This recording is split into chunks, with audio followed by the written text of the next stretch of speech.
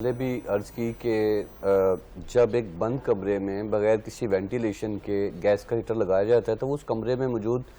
تمام آکسیجن جو ہے اس کو کنزیوم کرنا شروع کر دیتا ہے اور کاربن ڈائی آکسائڈ خارج کرتا ہے۔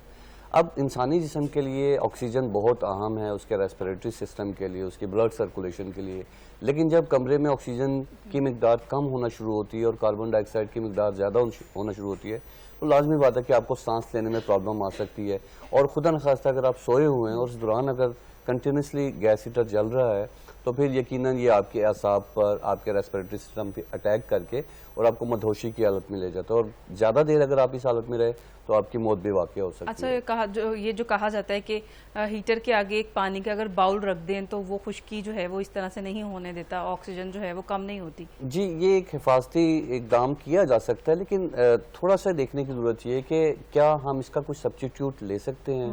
کیا گیس کے ہیٹر کے بغیر بھی گزارا ہو سکتا ہے؟ جیسے کہ آپ جانتے ہیں کہ آج کل سولر انرجی کافی زیادہ ان ہے، اور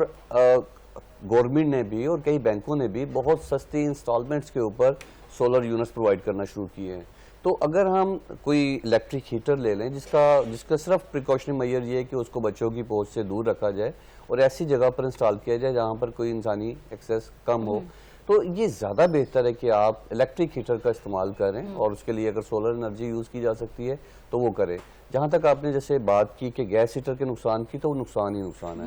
اور پاکستان میں انفارچونیٹلی گیس ہیٹر جو ہیں وہ ایسے نہیں بنائے جاتے کہ جس میں سیفٹی میئرز زیادہ بہتر ہوں، سیفٹی لاکس ہوں۔ آپ کو یہ بھی اندازہ ہے کہ پاکستان میں